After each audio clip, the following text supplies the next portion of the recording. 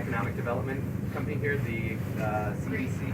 No, he isn't here, but they will be involved. So we've been developing that with them since the beginning. So probably one of the first meetings that we had here, along with some of the local colleges to develop workforce development plans. It's something that we've done in Illinois with local community college by one of our facilities, which is great. It's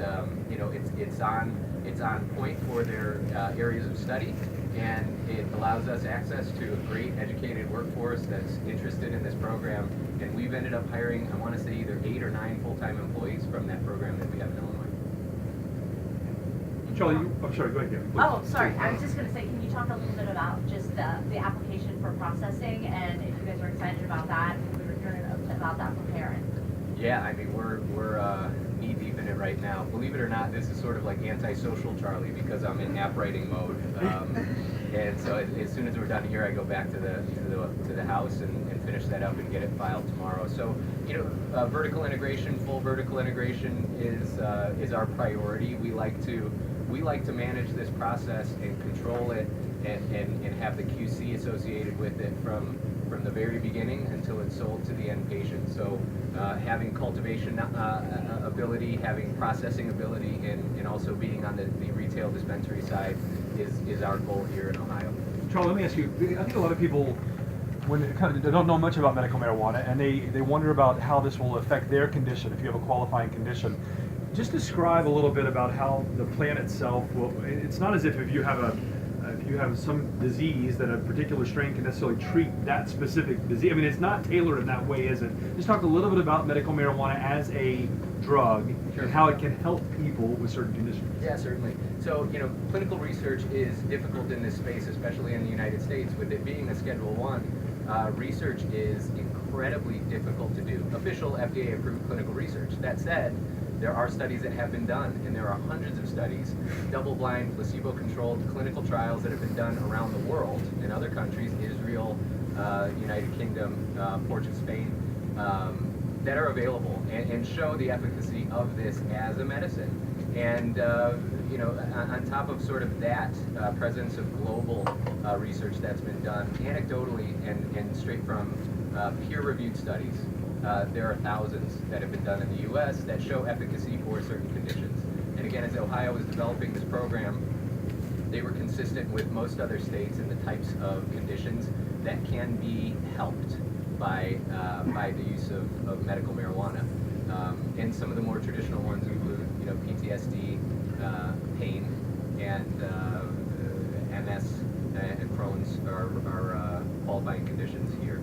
So there is a lot of information that's available, and it's one of the obligations as an operator to make sure that access and awareness to that type of information is provided, for the benefit of the public, potential patients, the medical community. It's one of the things that we put a big priority on by having the experience of operating in other new medically focused programs east of the Mississippi. They're different. Very high regulation, compliance focused, limited licenses. It's different to start a program from scratch east of the Mississippi than maybe some of the pioneering states out west. And so making sure that the public and that the medical community has access to enough information about the subject matter, the studies that are out there, is critical to the success of the program. It's one of the things that we've learned in Illinois and have developed that model that we can bring to Ohio. We're excited about it. Is this your first facility in Ohio? Yes. And what other countries were you considering besides Yellow Springs? There were a couple early on. Off the top of my head, I don't even remember. There was Overland was one, and then Yellow Springs might have been the second one that we reached out to and really had a substantive conversation with.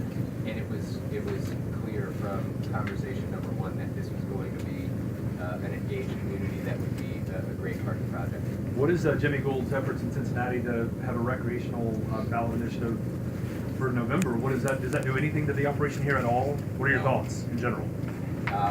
We're moving forward as expeditiously as we can because that's what we need to do for patients. Access to medicine is the primary importance, and for better or worse, the initiative now to move in an adult use maybe shows where his focus is, not ours. Our focus is the medical program and getting patients access to medicine as quickly as we can. Are you a proponent of recreational marijuana? No, you know, we don't operate in a recreational setting.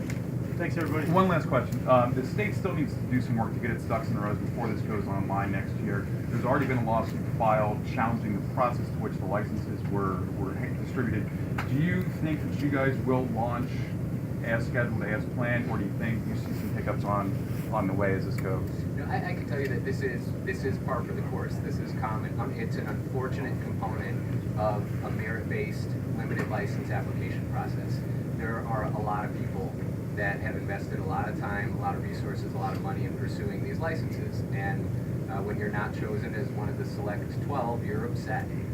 I'd also, just to clarify, the lawsuit that was filed was a very narrowly tailored lawsuit to one component of the awarding of licenses, not the awarding of licenses in general.